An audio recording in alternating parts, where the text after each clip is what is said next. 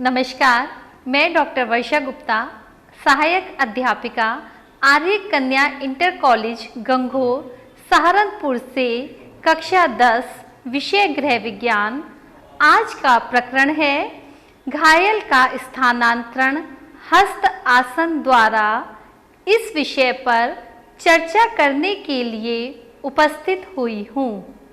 इस अध्याय में बच्चों हम जानेंगे घायल के स्थानांतरण का क्या अर्थ है, घायल के स्थानांतरण की आवश्यकता क्यों है, हस्त आसन द्वारा घायल का स्थानांतरण किस प्रकार से किया जा सकता है, घायल के स्थानांतरण की हस्त आसन का प्रयोग करके कौन कौन सी विधियां हैं जो कि 3 प्रमुख हैं।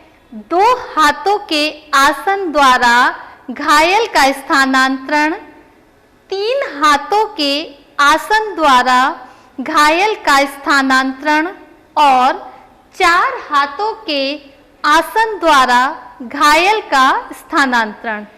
इससे आगे बच्चों घायल को हस्त आसन द्वारा स्थानांतरित करते समय किन सावधानियों का ध्यान रखना बहुत ज़रूरी है, इस बारे में भी हम पढ़ेंगे। इन प्रत्येक बिंदु को बच्चों हम विस्तार से इस प्रकरण में समझेंगे। प्यारे बच्चों, पाठ को शुरू करने से पहले थोड़ा सा हम अपना पूर्व अध्ययन की ओर चलते हैं। आपने अवश्य ही पूर्व में अध्ययन किया होगा कि रोगी अथवा घायल व्यक्तियों को विभिन्न विधियों द्वारा स्थानांतरित किया जाता है, जिसमें प्रमुख रूप से एक व्यक्ति द्वारा घायल का स्थानांतरण, डोली द्वारा घायल का स्थानांतरण या अपने कंधे पर ले जाकर घायल का स्थानांतरण और सबसे प्रमुख स्ट्रेचर का प्रयोग करके घायल का स्थानांतरण। प्यारे बच्चों, इस अध्याय में हम हस्त आसन विधियों का प्रयोग करके घायल के स्थानांतरण को समझेंगे। आइए बच्चों, हम शुरू करते हैं अपने प्रकरण पर। सबसे पहले घायल के स्थानांतरण का क्या अर्थ है। बच्चों, प्रत्येक परिभाषा को जानते हुए चित्रों पर अवश्य ध्यान दीजिएगा। कोई व्यक्ति जब किसी दुर्घटना का शिकार हो जाता है तो वह किसी न किसी रूप में घायल हो जाता है, चाहे वो साधारण रूप से हो या अधिक गंभीर रूप से हो। ऐसी परिस्थिति में दुर्घटना का शिकार हुए व्यक्ति को गर्मी, सुरक्षा और आराम प्रदान करने के लिए दुर्घटना स्थल से स्थानांतरित करना बहुत ज़रूरी होता है। किसी स्थान पर घटी दुर्घटना से दुर्घटनाग्रस्त व्यक्ति को हटाना ही घायल का स्थानांतरण कहलाता है। यही इसकी प्रमुख परिभाषा है और यही इसका प्रमुख अर्थ है। बच्चों, चित्रों के माध्यम से भी प्रस्तुत प्रकरण को समझने का प्रयास कीजिएगा। आइए जाने घायल के स्थानांतरण की क्या आवश्यकता है। बच्चों, अभी आपने घायल के स्थानांतरण के अर्थ को समझा। आइए चलते हैं घायल के स्थानांतरण की आवश्यकता क्यों है। सबसे पहले दुर्घटना कब और कहाँ घट जाए इसका कुछ भी पता नहीं होता है, अतः दुर्घटना स्थल से घायल का स्थानांतरण करना बहुत ज़रूरी होता है, क्योंकि यदि घायल को दुर्घटना स्थल पर वहीं रहने दिया गया तो फिर से भी दुर्घटना घट सकती है। मान लीजिए उसने उठकर चलने का प्रयास किया और वो फिर से लड़खड़ाकर गिर गया, तो एक दुर्घटना से अगली दुर्घटना भी उसके साथ घट सकती है। अतः घायल को सुरक्षित स्थान पर पहुंचाने के लिए स्थानांतरण बहुत ज़रूरी है। इसके साथ ही दुर्घटना में व्यक्ति बुरी तरह से घायल हो जाते हैं, अतः उनके जीवन को बचाने के लिए, उनके प्राणों की रक्षा के लिए उन्हें स्थानांतरित करना बहुत ज़रूरी होता है। अन्य बिंदु की ओर देखिएगा, दुर्घटना में चोट लगने, अंग भंग होने यानी कोई हड्डी टूटने या क्रैक आने तथा घाव लगने से अवश्य ही रोगी के प्राणों पर बन आती है।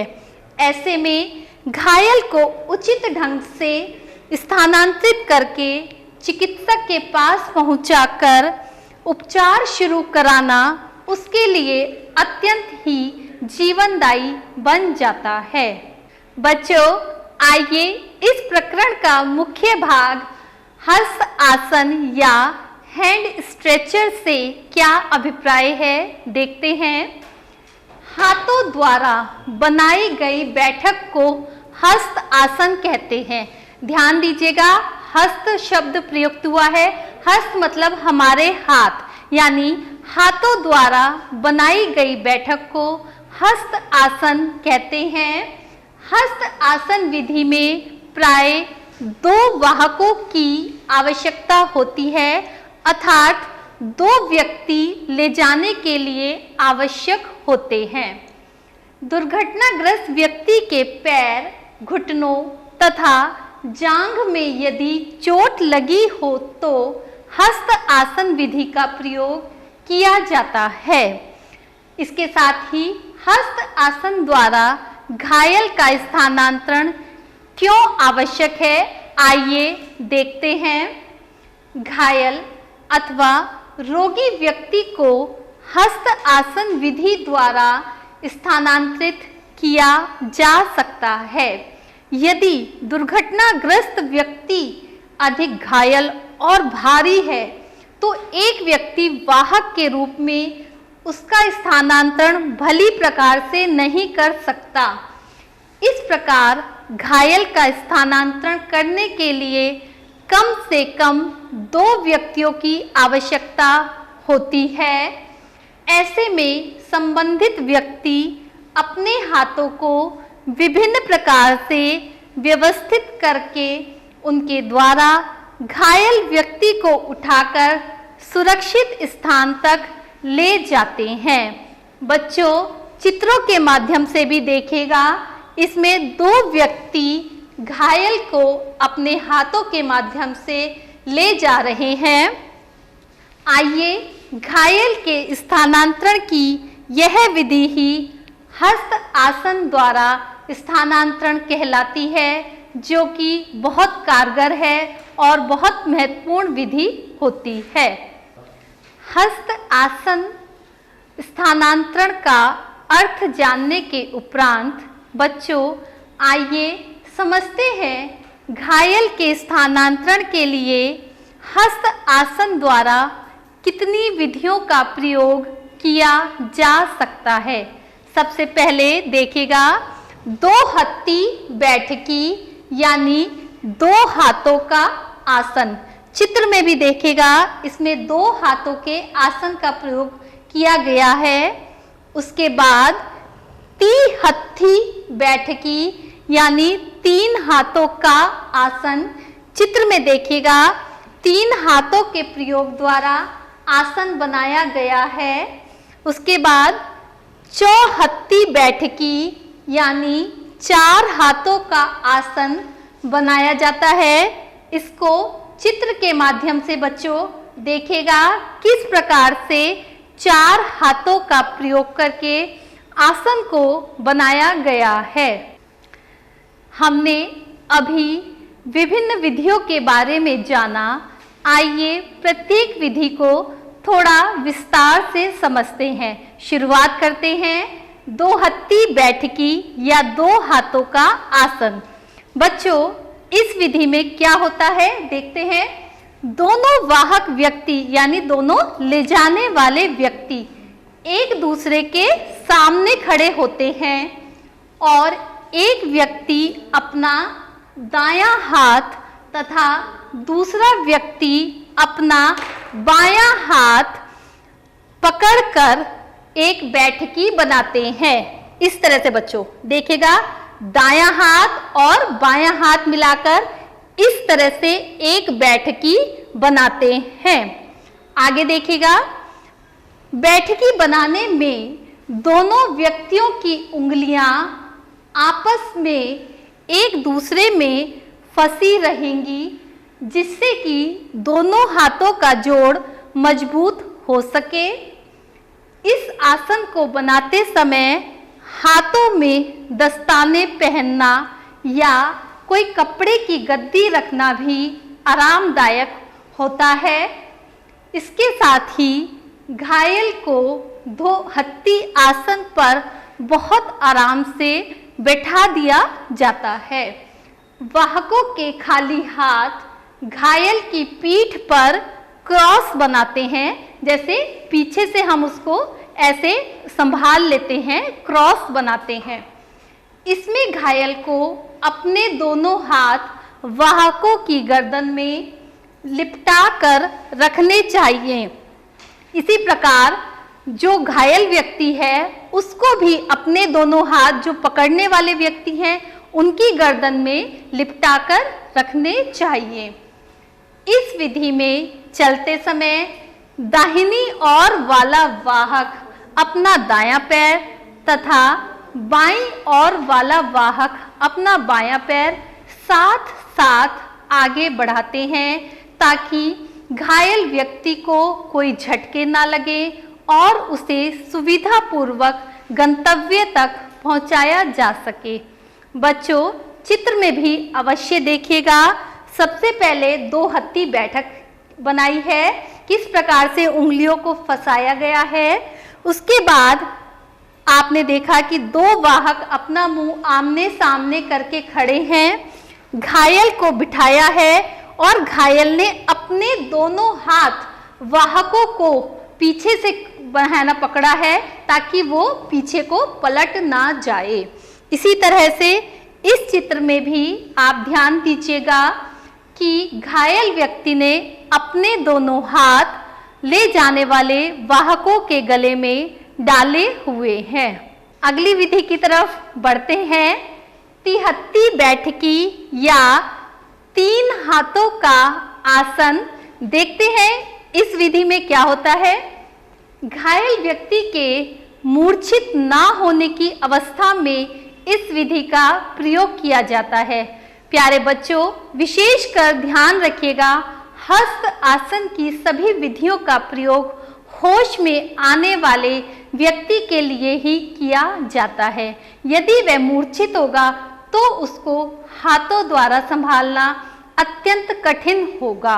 इसीलिए मूर्छित अवस्था में इस विधि का प्रयोग नहीं किया जाता। आगे बढ़ते हैं। दोनों वाहक घायल के पीछे आमने सामने मुंह करके खड़े हो जाते हैं। दाहिनी ओर वाला व्यक्ति अपने दाएं हाथ से अपने बाएं हाथ की कलाई को पकड़ता है। बच्चों, ध्यान दीजिएगा, दाहिनी ओर वाला व्यक्ति अपने दाएं हाथ से बाएं हाथ की कलाई को पकड़ता है। इस प्रकार से इस आसन को एक और वाहक पकड़ता है तो यह तिहत्ती आसन बन जाता है। आगे चलते हैं। दूसरे वाहक की इसी कलाई को पहला वाहक अपने बाएं हाथ से पकड़ लेता है। इस प्रकार से तिहत्ती आसन बन जाता है। चित्र में देखिएगा किस प्रकार से तीन हाथों के प्रयोग द्वारा तिहत्ती बैठकी बनाई गई है। अब बाएं वाला सहायक अपने खाली हाथ से घायल के पैरों को भी सहारा देता है और आसन पर बैठा लेता है। इस प्रकार के आसन पर कपड़े की गद्दी रखकर घायल को सुविधाजनक स्थिति में बैठाया जाता है। इसके साथ ही इस विधि में घायल व्यक्ति को अपने दोनों हाथों को दोनों वाहकों की गर्दन में घुमाकर डालना चाहिए, ताकि वे तिहत्ती आसन पर संभलकर बैठ सके और पीछे को घायल पलट ना जाए। इसके साथ ही बच्चों, घायल व्यक्ति को भी अपने दोनों हाथ सहायकों के गले में डालकर अपने को संभाले अवश्य रखना चाहिए। यह प्रक्रिया इस चित्र के माध्यम से भी आप समझ सकते हैं कि किस प्रकार घायल व्यक्ति ने अपने दोनों हाथ सहायकों के गले में डाले हुए हैं और एक वाहक व्यक्ति ने घायल के पैरों को सहारा दिया हुआ है। आखिरी विधि है हस्त आसन में चौहत्ती बैठकी यानी 4 हाथों का आसन। देखते हैं इस विधि में भी दोनों वाहक एक दूसरे के सामने खड़े होते हैं और दोनों वाहक आमने सामने खड़े होकर एक दूसरे की कलाइयां पकड़ते हैं। प्रत्येक वाहक अपने दाहिने हाथ से अपनी बाईं कलाई को पकड़ता है। अब दोनों वाहक अपने अपने खाली बाएं हाथ से एक दूसरे की दाहिनी कलाई को पकड़ लेते हैं।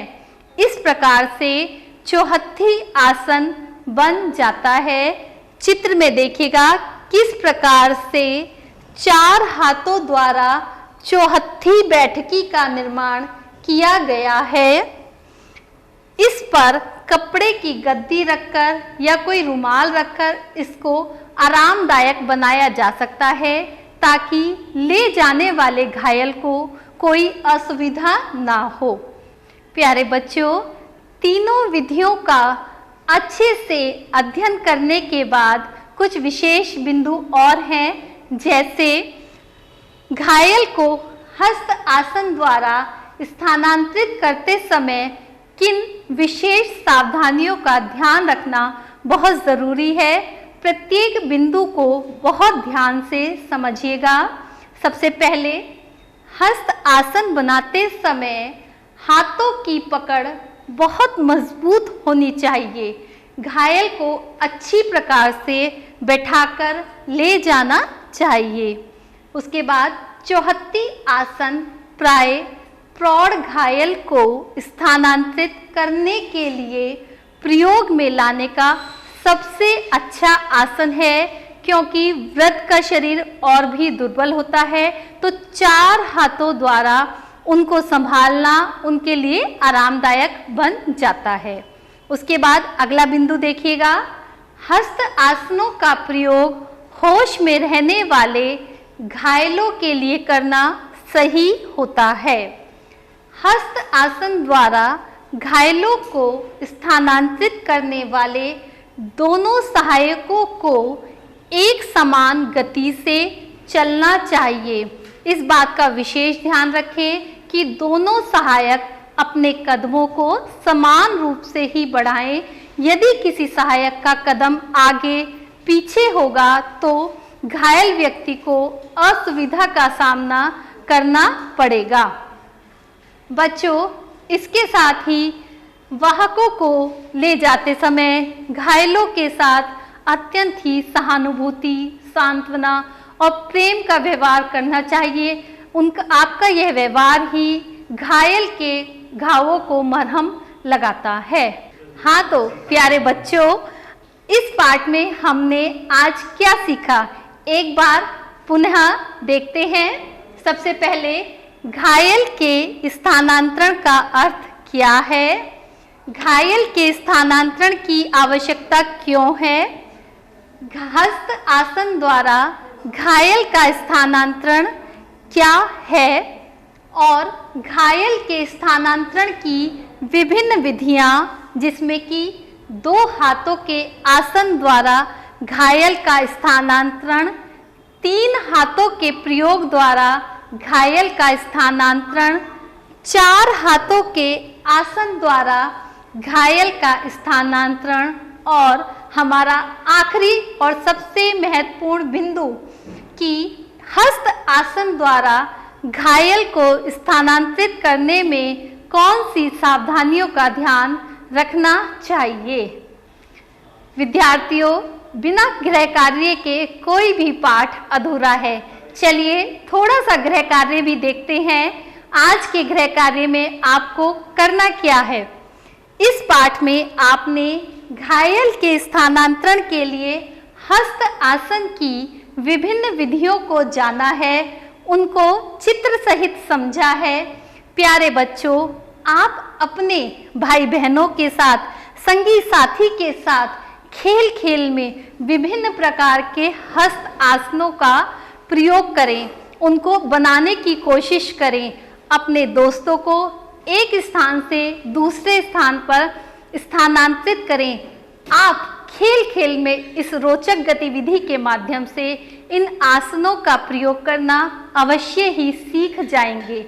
इसके साथ ही आपका यह कौशल हो सकता है कभी वास्तविक जीवन में किसी के लिए जीवनदायी भी बन जाए। धन्यवाद। जय हिंद, जय भारत।